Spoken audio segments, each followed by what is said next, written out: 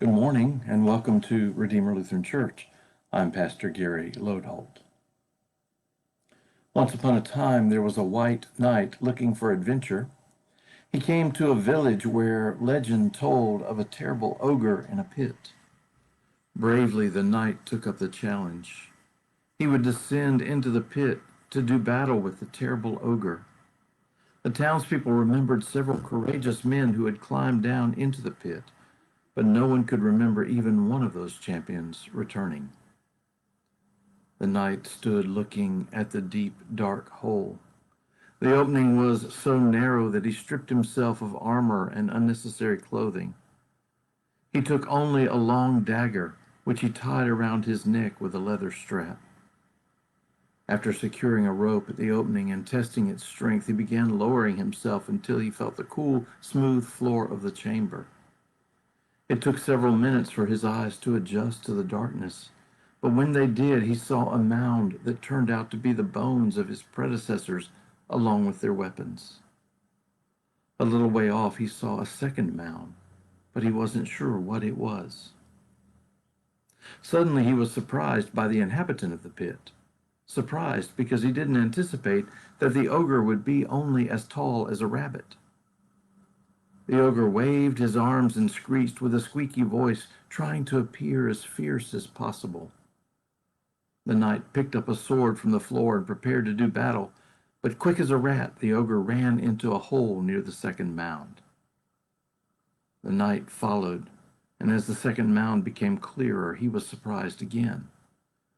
Before his eyes there glittered balls of gold as big as grapefruits and diamonds as big as plums. With only a small part of that treasure, any commoner would be a prince for life. The little ogre lost his importance in view of this great treasure. But the knight had a problem. How would he carry it out of the hole? He had no pockets. Who would believe him if he didn't back at least one piece? He suddenly had an idea. He would take one of the diamonds in his mouth and carry it that way until he had climbed out of the hole. He could always come back later for the rest. Hurriedly, he chose one of the larger diamonds. It fit comfortably in his mouth, and he began the arduous climb out of the pit, hand over hand, gripping the rope with his feet. His tongue held the diamond tightly against the roof of his mouth. Higher and higher he climbed until the heavy exertion began to render him breathless. He would have to breathe through his mouth in order to get enough air. As he took in a large gulp of air, the diamond slipped and stuck in his throat. The knight choked on his treasure, lost consciousness, and fell to his death on the mound of bones below. As we look at the 7 deadly sins, there's really not much more that needs to be said about today's sin, greed. Greed is a sin of neglect, the sin of satisfying our own desires while neglecting somebody else's needs. And we're all guilty. We're all guilty, or 1 billion people wouldn't go to bed hungry every night. We're all guilty, or 40,000 people wouldn't die of starvation every day. We're all guilty, or 70% of our dogs wouldn't be overweight while people go without. More than anything else, greed is the sin of neglect, the sin of satisfying our own desires while neglecting somebody else's needs. That's the ogre we all face. There's only one way to overcome greed, and that's to give yourself away. Let me tell you a true story.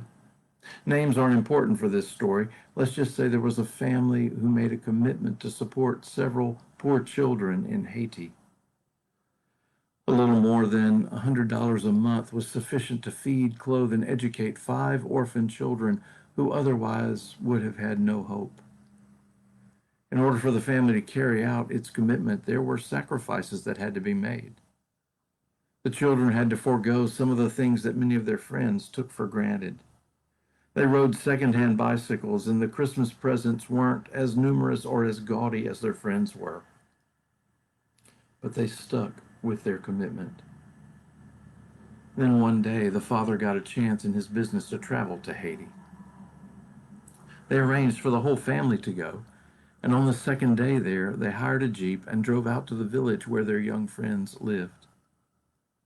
It was a long journey, hours long, but when they arrived, the 5 young people they had supported stood in front of their school waiting. They had been there since early morning. As soon as the Jeep stopped, it was a mass of hugs and chattering in different languages. But the love communicated could not be misunderstood.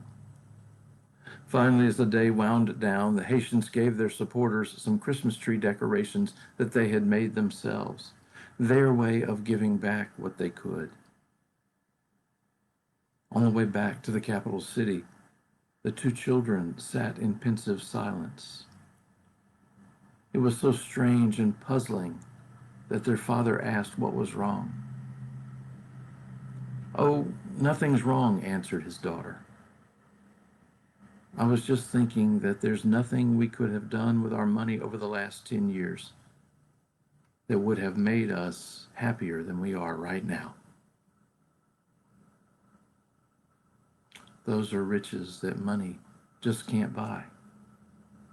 Greed is the sin of neglect, the sin of satisfying our own desires at the expense of somebody else's needs.